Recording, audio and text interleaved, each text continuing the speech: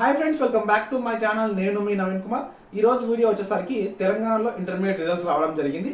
చాలా మందికి కొందరికి రాసినటువంటి ఎగ్జామ్స్ లోపల మార్క్స్ తక్కువ రావడం జరిగింది. కొందరు ఫెయిల్ అయి ఉన్నారు, 1, 2, 3 మార్క్స్ లో ఫెయిల్ అయి ఉన్నారు. వాళ్ళందరూ రివాల్యుయేషన్ మరియు రీకౌంటింగ్ సంబంధించిన ప్రాసెస్ ఏ విధంగా అప్లై చేసుకోవాలి, మన మొబైల్లోనే అప్లై చేసుకుంటే మన మార్క్స్ కొంచెం కొందరికి మంచి రాసిన వాళ్ళకి ఖచ్చితంగా మారడానికి అవకాశం అయితే ఉంటుంది. కాబట్టి ఇంటర్మీడియట్ ఫస్ట్ ఇయర్ వాళ్ళు కానీ సెకండ్ ఇయర్ వాళ్ళు కానీ ఎవరైనా సరే మీకేమైనా మార్క్స్ లోపల తేడా అనిపించినా కానీ, మీరు ఫెయిల్ అయినా కానీ రీకౌంటింగ్ అనేది రివాల్యుయేషన్ అనేది రెండిట్లో మనము ఏది కంఫర్టబుల్ గా మీకు అనిపిస్తే, ఏది మీకు సూట్ అవుతుంది అనుకుంటే దాన్ని పెట్టడానికి అయితే అవకాశం ఉంటుంది. వీడియో చూసిన ప్రతి ఒక్కరు వీడియోని లైక్ చేసేయండి. మీకు ఇంకేమైనా డౌట్స్ ఉంటే కామెంట్ రూపంలో అడగడానికి ట్రై చేయండి.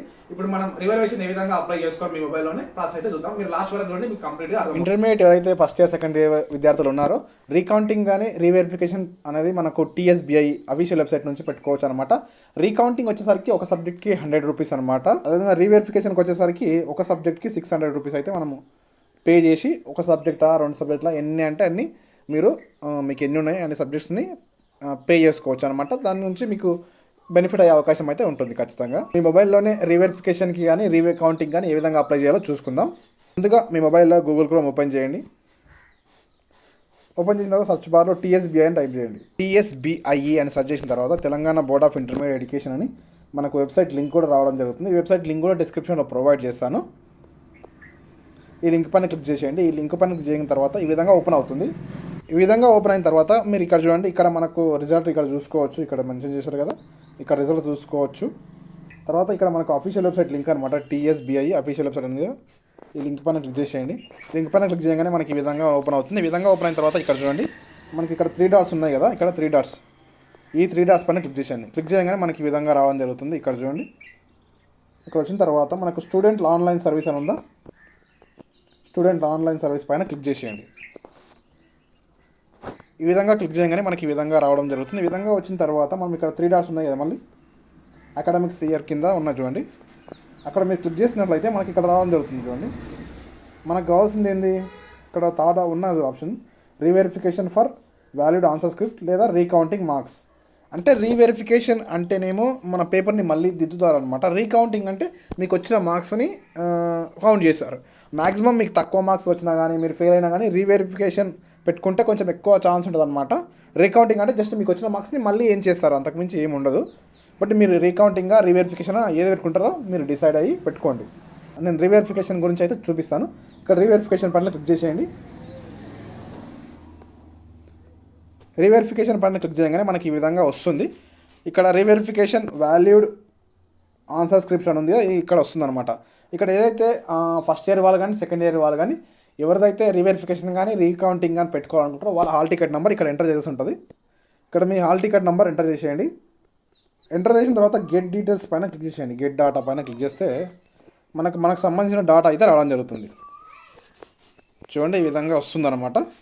ఇక్కడ మనకు సంబంధించినటువంటి హాల్ టికెట్ నెంబర్ వస్తుంది, మన నేమ్ వస్తుంది, క్యాండిడేట్ యొక్క నేమ్ వస్తుంది, క్యాండిడేట్ యొక్క ఫాదర్ నేమ్ వస్తుంది, తర్వాత మీరు చేసినటువంటి కోర్స్ ఏదో మీకు వస్తుందన్నమాట.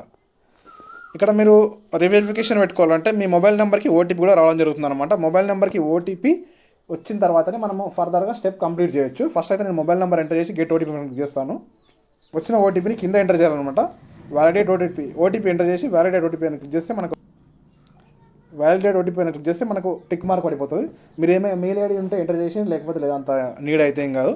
ఇప్పుడు మీరు ఏ సబ్జెక్ట్ని అయితే రీకౌంటింగ్ కానీ రీవెరిఫికేషన్ కానీ, ఇప్పుడు మనం రీవెరిఫికేషన్ చూపిస్తున్నాం కాబట్టి మీరు ఏ సబ్జెక్ట్ అయితే రీవెరిఫికేషన్ పెట్టుకోవాలనుకుంటున్నారో ఆ సబ్జెక్ట్ని మీరు క్లిక్ చేసేయండి. ఇట్లా టిక్ చేస్తే దానికి సంబంధించిన ఫీ అయితే ఇక్కడ రావడం జరుగుతుంది. 600 రూపీస్ వచ్చింది. రీకౌంటింగ్ పెట్టుకుంటే 100 రూపీసే వస్తుంది. ఇది రీవెరిఫికేషన్ కాబట్టి 600 అయితే రావడం జరిగింది. ఒక సబ్జెక్ట్ని పెట్టాలనుకుంటున్నాను కాబట్టి అలా పెట్టానమాట. ఇది మనకు రిజల్ట్ ఎలా వస్తుంది అని అడుగుతుంది చాలామంది. మన కమ్యూనికేషన్ అంటే మన అడ్రస్కి రావడం జరుగుతుంది అనమాట పోస్ట్లో. ఇక్కడ మన అడ్రస్ అయితే ఎంటర్ చేయాల్సి ఉంటుంది. మన హౌస్ నెంబరు, మన విలేజ్ ఏది అనేది ఎంటర్ చేయాల్సి ఉంటుంది. మీ పిన్ కోడ్ కూడా ఎంటర్ చేసేయండి.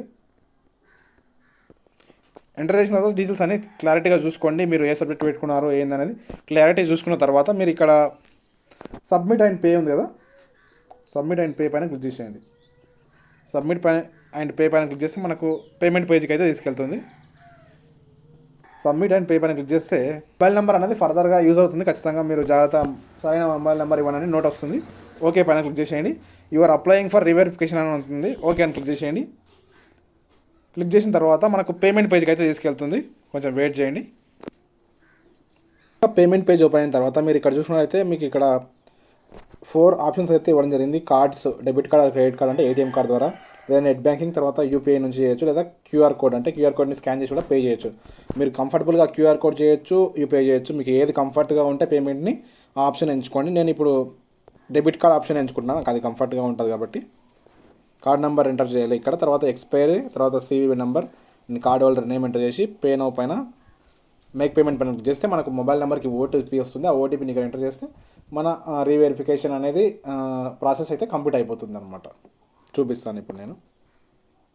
మేక్ పేమెంట్ పైన క్లిక్ చేయగానే మన మొబైల్ నెంబర్కి అయితే ఓటీపీ రావడం జరుగుతుంది.